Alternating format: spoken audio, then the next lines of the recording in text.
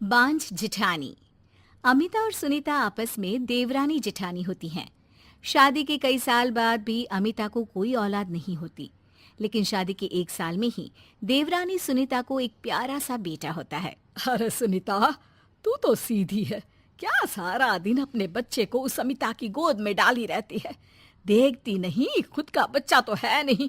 अरे कहीं तेरा बच्चा भी। कैसी बात कर रही है माँ जी? अभी उनकी शादी को भी तो सिर्फ 5 साल ही हुए हैं। कई लोगों को तो 10-10 साल बाद भी बच्चे होते हैं।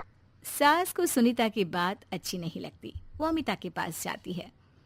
देख अमिता, घर का काम करा कर। सुनीता का एक तो छोटा बच्चा, वो बेचारी घर को चिराग भी दे और सारा दिन किचन में खटती रहे, और ऊपर से तू आराम करे। दीदी, खाने में क्या बनाना है दोपहर को? मैं किचन में जा रही हूँ। अरे नहीं नहीं, मैं हूँ ना, मैं खाना बना लूंगी। अरे खाना आप बनाएंगी तो मुन्ने को कौन पकड़ेगा? अरे तू पकड़ेगी, मैं पकड़ूंगी। भाई माँ ही तो मुन्ने को पकड़ती है। तू काम करे और ये मुन्ने के नाम पर आराम।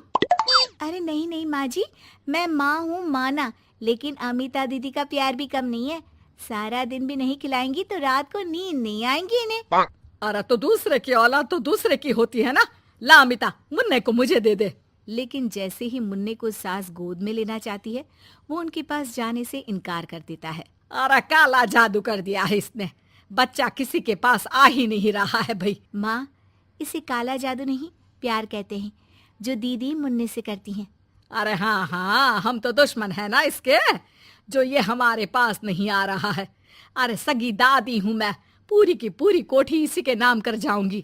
अब बोल, अब भी प्यार है क्या इससे? अमिता को सास की बात पर गुस्सा आ जाता है। वैसे भी माँ जी, पूरे घर में यही एक चिराग है, तो आप इसे दे या ना दे, सारा कुछ इसी का है, चाहे वो मेरा भी क्यों ना हो। हाँ, अभी तो बड़ी जबान चल रही है, लेकिन जब घर पूरा इसके नाम होगा ना, तब पता चलेगा। अमिता और सुनीता दोनों ही मिलजुल कर रहती थी, इसलिए सास की बात का दोनों को ही बुरा ना लगता। मिलजुल कर काम करती और हंस खेल कर रहती। अरे बेटी, तेरी दोनों भाभियों ने तो मुझे साइड कर रखा है। अरे दोनों में इतनी पड़ती है कि मुझे तो डर लग रहा है, कहीं एक दिन ये दोनों मेरी बात मानने से इनकार ही ना कर दे। अरे तो खेल खेलो और दोनों को अलग कर दो, इस पे कौन सा गणित लगाना है माँ? हाँ हाँ, ये तो है, चल देख लेती हूँ मैं। अगले दिन सास धीरे से एक लाल पेन लेकर मुन्ने के बदन में लगा देती है और लोगों को बुलाकर हंगामा करती है। अरे देखो देखो, ये क्या हो रहा है मुन्ने के शरीर में? अरे ये क्या हो गया मेरे बेटे को? मैं अभी इसे लेकर डॉक्टर के पास जा रही हूँ। अरे ना दीदी, परेशान मत हो, मैं तैयार कर देती हूँ और कैब बुला लेती हूँ, बाद में ले जाइए आप इसे। अरे बेटा, तेरा है, वो क्यों ले जाएगी? वैसे भी ये डॉक्टर का नहीं, तांत्रिक का मसला है। किसी ने मुन्ने पर जादू करने की कोशिश की है, जिससे वो मुन्ने को मार ले। सुनीता ये सुनकर रोने लगती है। कौन मेरे मुन्ने को मारने की कोशिश करेगा माँ जी? नहीं नहीं, ऐसा कुछ नहीं होगा।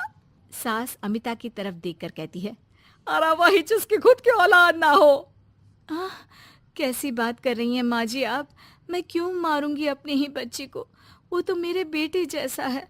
अरे बेटे जैसा है, बेटा तो नहीं है ना। वैसे भी मैंने तांत्रिक को फोन कर दिया है। थोड़ी देर में वहाँ तांत्रिक आ जाता है। हे भगवान भगवान भगवान भगवान, बच्चे की जान को खतरा है, खतरा है, खतरा है। इसके ऊपर किसी बांझ औरत ने काला जादू कर रखा है, रखा है, रखा है। लगता नहीं ये बच्चा कभी ठीक भी हो पाएगा, पाएगा, पाएगा। नहीं नहीं, मेरे बेटे को बचा लीजिए। अमिता दीदी, आप इतना गंदा सोचेंगे मुन्ने के लिए, मैंने सोचा भी नहीं था। अरे कैसी बात कर रही हो सुनीता? मैंने तो मुन्ने को माँ से बढ़कर प्यार किया, ये सोचो भला मैं ऐसा क्यों करूंगी? लेकिन बेटे के प्यार में पागल सुनीता सास की जाल में फंस जाती है। दीदी, आज से आप और मैं अलग हैं, मेरी रसोई अलग, आपकी अलग, और आज के बाद मुन्ने को छूने की क्या, देखने की भी कोशिश मत करिएगा। अमिता सुनीता को समझाने की कोशिश करती है, पर कुछ नहीं होता। अगले रोज। ला सुनीता, मैं मुन्ने को नहला कर तैयार कर देती हूँ। नहीं नहीं माँ जी, मैं नहला देती हूँ। लेकिन जैसे ही वो मुन्ने को नहलाने लगी, पेन के निशान एक एक करके निकल गए। अरे माँ जी, ये तो किसी ने पेन से निशान बनाए थे। देखिए, जैसे ही मैंने मुन्ने को नहलाया सारे निकल गए। अब अरे नहीं नहीं बहू, ये तो बाबा का कमाल है कि बच्चे के ऊपर से ये साया धुल गया।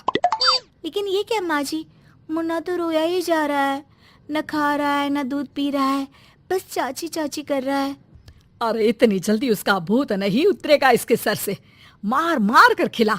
जी माँ जी। लेकिन सुनीता का बेटा, जिसे अमिता से बेहद प्यार था, वो उसके पास जाने की जिद में ना खा रहा था ना पी रहा था। उसकी हालत बिगड़ती ही जा रही थी। हार कर एक दिन, माँ दीदी दिखाई नहीं दे रही है, क्या वो मायके चली गई है क्या? अरे क्या पता कहाँ गई, रुक बड़कू से पूछती हूँ। ए अमिता कहाँ है? माँ जल्दी पता करिए ना, दीदी कहाँ है? मुन्ने की हालत दीदी के लिए खराब होती जा रही है। सुनीता मुन्ने को लेकर नीचे अमिता के पास जाती है। अमिता बिस्तर पर पड़ी होती है। वो कमजोर सी दिखती है। बड़ी आराम से सो रही हैं आप, यहाँ मुन्ने की तबीयत खराब हो रही है। वो जैसे ही अमिता को छूती है, अरे दीदी ये क्या हो गया? आपकी तबीयत तो काफी खराब है। मुन्ने के बिना मैं नहीं रह सकती सुनीता, मैं उसके बिना नहीं रह सकती। मैं कसम खा कर कहती हूँ, मैंने मुन्ने को मारने की ऐसी कोई कोशिश नहीं की। मैं तो खुद मुन्ने के बिना मर जाऊंगी। मुन्ना आप ही का तो है दीदी, मुझे माफ कर दीजिए। ये पकड़िए अपना बेटा,